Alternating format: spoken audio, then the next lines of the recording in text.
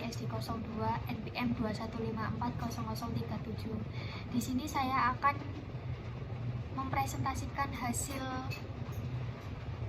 seminar proposal saya yang berjudul Analisis Kemampuan Membaca Peserta Didik Kelas 3 SDN Geneng 2 Gatak Sukoharjo. Langsung saja saya akan membahas tentang latar belakang. Kemampuan membaca di kelas awal sangat berperan penting sebagai pondasi atau dasar penentu keberhasilan dalam kegiatan belajar siswa. Jika pembelajaran membaca dan menulis di kelas awal tidak kuat, pada tahap membaca lanjut siswa akan sulit memiliki kemampuan membaca yang memadai. Kemampuan membaca sangat diperlukan untuk memperluas pengetahuan dan pengalaman, serta untuk mempertajam penalaran untuk peningkatan diri seseorang. Apabila anak pada usia sekolah tidak segera memiliki kemampuan membaca, maka ia akan mengalami banyak kesulitan dalam mempelajari berbagai bidang studi pada kelas-kelas berikutnya. Yang selanjutnya, memasuki identifikasi masalah. Yang pertama, terdapat anak yang belum bisa membaca sama sekali. Untuk yang kedua, kurangnya perhatian orang tua saat membimbing anak yang sedang belajar. Untuk pembatasan masalah ini, fokus pada penelitian kemampuan membaca peserta didik di kelas 3 SDN Geneng 2 Gatak Sukoharjo. Untuk rumusan masalahnya, yang pertama, bagaimana kesulitan peserta didik membaca di kelas 3. Yang kedua, faktor apa saja yang menghambat peserta didik kesulitan membaca. Untuk yang ketiga, bagaimana solusi untuk mengatasi permasalahan tersebut. Nah, untuk tujuan penelitiannya, yang pertama, untuk mengetahui jenis-jenis kesulitan membaca pada peserta didik. Untuk yang kedua, untuk mengetahui faktor apa saja yang menjadi penghambat kesulitan bagi peserta didik. Untuk yang ketiga, untuk mengetahui solusi untuk mengatasi kesulitan membaca pada peserta didik. Untuk yang selanjutnya, manfaat bagi menjadi teoritis dan praktis. Untuk yang teoritis, penelitian ini diharapkan dapat menambah ilmu pengetahuan di bidang pendidikan, terutama pada pendidikan sekolah dasar. Hasil dan penelitian ini digunakan sebagai bahan rujukan dalam mengatasi kesulitan membaca peserta didik dengan mengetahui di mana letak kesulitan membaca pada peserta didik sehingga dapat tercapai belajar secara optimal. Untuk yang manfaat praktis bagi peserta didik, memberikan informasi dan pemahaman tentang membaca yang sedang dialami. Untuk yang kedua, bagi pendidik dapat mengambil tindakan agar tepat guna mengatasi kesulitan membaca tersebut. Untuk bagi orang tua, memberikan pemahaman untuk mengatasi kesulitan membaca di rumah. Bagi penulis, dapat dijadikan gambaran umum dan bahan bagi penelitian selanjutnya. Memasuki bab 2, yaitu pengertian membaca. Membaca adalah proses pengelolaan makna yang terdapat dalam bentuk tulisan atau kata. Membaca adalah proses penyerapan informasi yang terkandung dalam teks tertulis untuk memahami pesan yang ingin disampaikan oleh penulis. Nah, berikut ada jenis-jenis membaca. Yang pertama, membaca permulaan adalah tahap awal dalam pembelajaran membaca, yaitu fokus pada penguasaan kemampuan dasar, yaitu melek huruf. Yang selanjutnya, membaca tindak lanjut atau pemahaman. Pada jenjang pendidikan kelas 3 sampai kelas 5 ini fokus untuk membahas adalah pemahaman teks.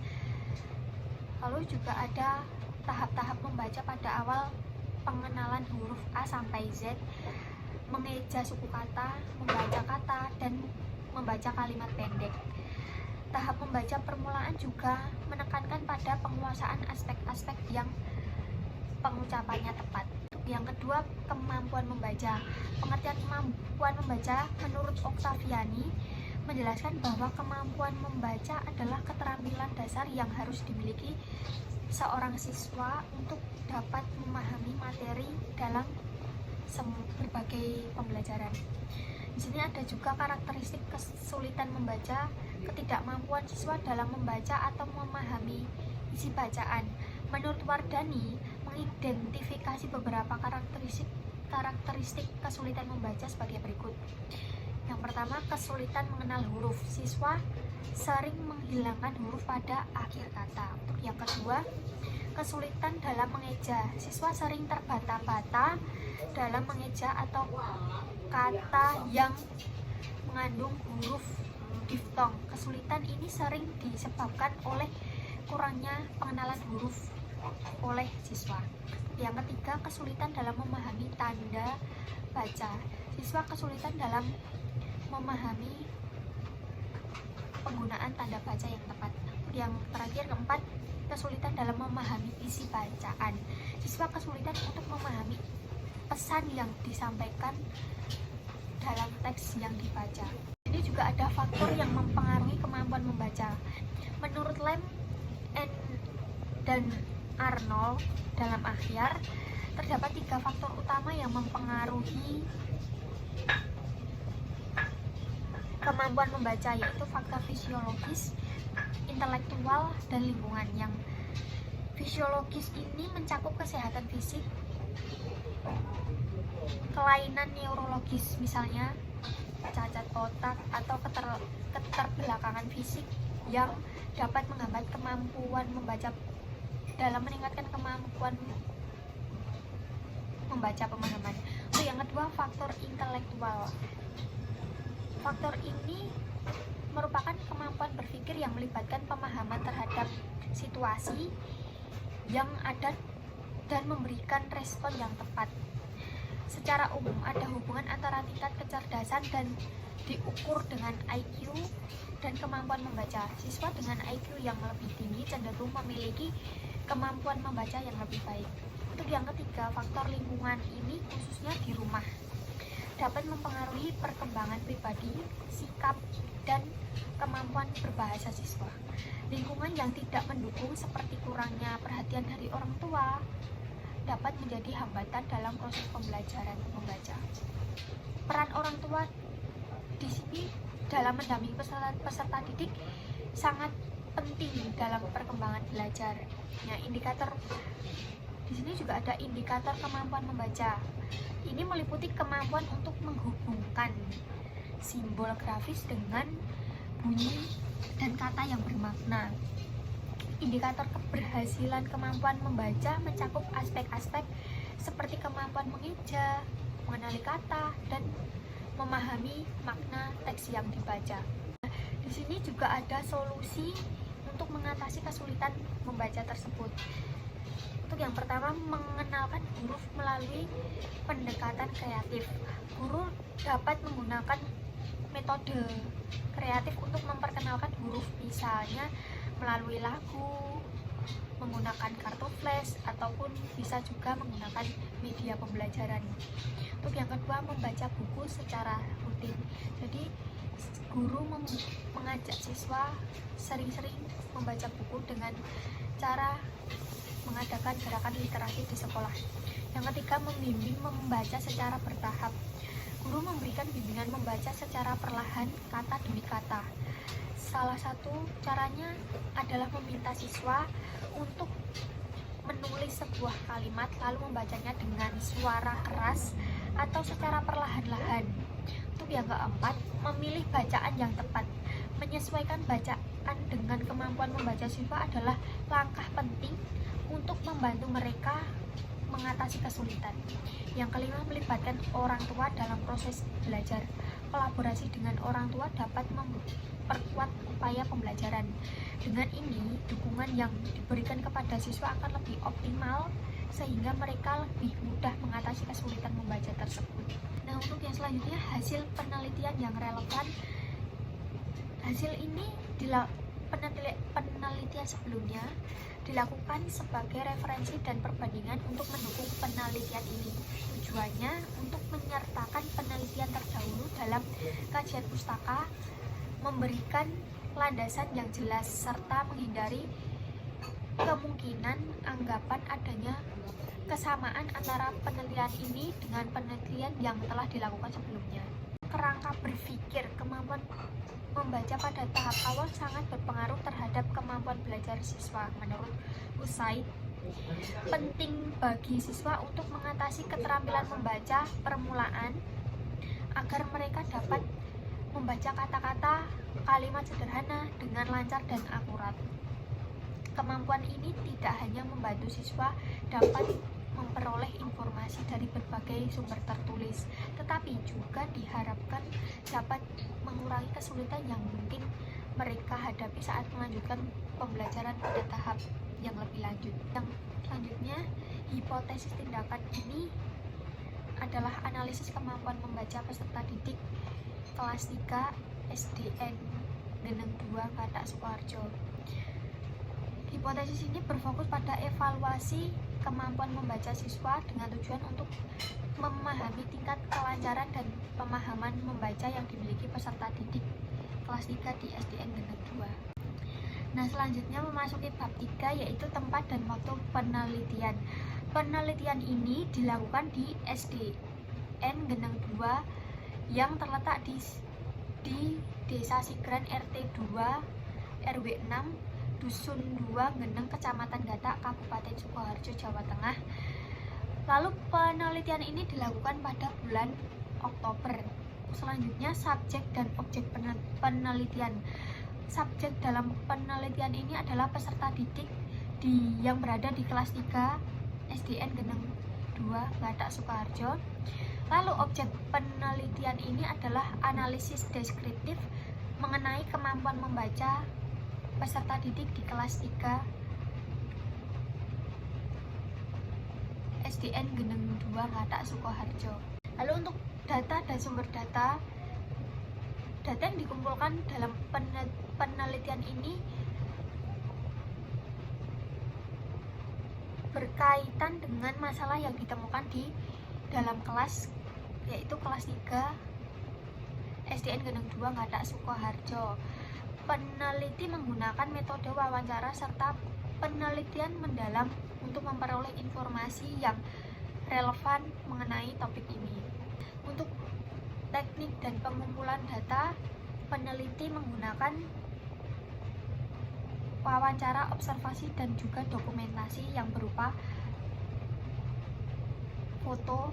Validasi data penelitian ini, triangulasi sumber informasi yang digunakan dalam penelitian ini mencakup peserta didik, orang tua, dan guru. Selanjutnya, triangulasi waktu dilakukan dengan mengumpulkan data pada waktu yang berbeda, seperti pada pagi atau siang hari. Sedangkan triangulasi teknis dalam penelitian ini dilakukan dengan memanfaatkan berbagai teknik pengumpulan data, antara lain observasi, wawancara, dan juga dokumentasi. Proses triangulasi ini bertujuan untuk memastikan konsistensi data yang diperoleh dari sumber yang berbeda. Data dianggap reliabel apabila sumber-sumber tersebut memberikan informasi yang seragam atau sama. Nah, untuk analisis data, selama proses pengumpulan data, peneliti secara simultan melakukan pembacaan, analisis transkrip, serta uji reliabilitas, dan terus-menerus memeriksa validasi data yang memperoleh.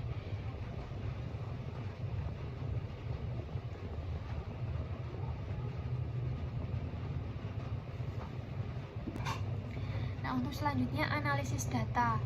Peneliti juga melakukan analisis kritis terhadap catatan, dokumentasi, dan juga bahan lainnya yang relevan. Yang pertama ada reduksi data.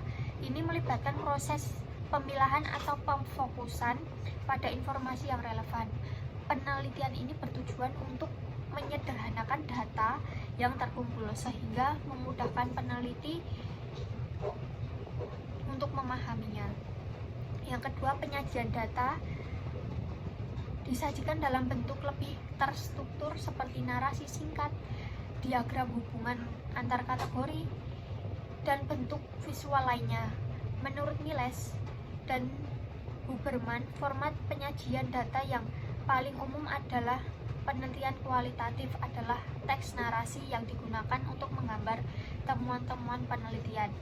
Yang terakhir, menarik kesimpulan secara sistematis, mencatat serta memberikan makna terhadap informasi yang diperoleh melalui observasi dan wawancara. Untuk yang selanjutnya, indikator kinerja. Keberhasilan dalam pembelajaran merupakan pencapaian yang diraih oleh peserta didik selama proses pembelajaran.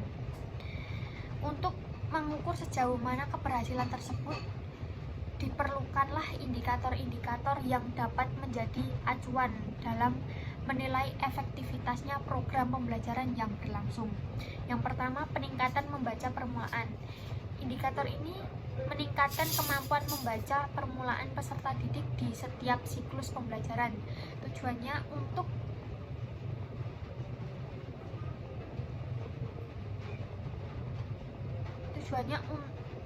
yang ingin dicapai agar kemampuan membaca permulaan peserta didik berada di kategori tinggi. Yang kedua, pencapaian kriteria ketuntasan minimum atau bisa disebut dengan KKM. Indikator ini meningkatkan kemampuan membaca permulaan peserta didik yang ditandai dengan tercapainya KKM tersebut. Pencapaian KKM ini menunjukkan bahwa peserta didik telah menguasai kompetensi dasar yang ditetapkan pada pembelajaran. Prosedur tindakan ada 7. Yang pertama, mengidentifikasi masalah. Untuk mengidentifikasi jenis kesulitan yang dihadapi peserta didik, melakukan observasi, mengetahui tantangan yang dihadapi peserta didik dalam proses pembelajaran. Untuk yang kedua, pengembangan rencana intervensi. Peneliti merancang strategi pembelajaran yang disesuaikan dengan kebutuhan dan karakteristik peserta didik dengan tujuan untuk mengatasi kesulitan yang telah diidentifikasi. Untuk yang ketiga, penerapan metode pembelajaran variatif. Menerapkan metode pembelajaran ini agar dapat menyenangkan seperti permainan edukatif, lagu, cerita, bergambar, untuk meningkatkan motivasi dan minat peserta didik dalam proses pembelajaran. Yang keempat, pelaksanaan keterampilan membaca.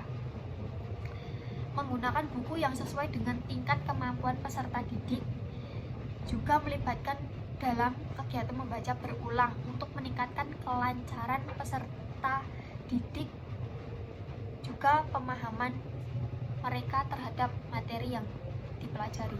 5. Pelaksanaan keterampilan menulis. Peserta didik diajak untuk melakukan kegiatan menulis seperti kegiatan menyalin huruf, kata, kalimat sederhana, dan merangkai kata acak menjadi kalimat yang bermakna, sehingga dapat meningkatkan keterampilan menulis dasar pada peserta didik. Yang keenam, evaluasi. Evaluasi berupa diskusi dengan peserta didik untuk mengeksplorasi pengalaman mereka selama proses pembelajaran. Diskusi ini bertujuan untuk memahami persepsi peserta didik terhadap metode yang diterapkan serta efektivitas dari strategi pembelajaran yang digunakan. Untuk yang ketujuh terakhir, tindak lanjut. Diberikan umpan balik positif kepada peserta didik untuk meningkatkan motivasi mereka dalam pembelajaran. Umpan balik ini diharapkan dapat mendorong peserta didik untuk terus berkembang dan berusaha lebih baik dalam pencapaian akademik mereka. Baiklah, itu tadi yang dapat saya sampaikan. Kurang lebihnya saya mohon maaf. Terima kasih. Wassalamualaikum warahmatullahi wabarakatuh.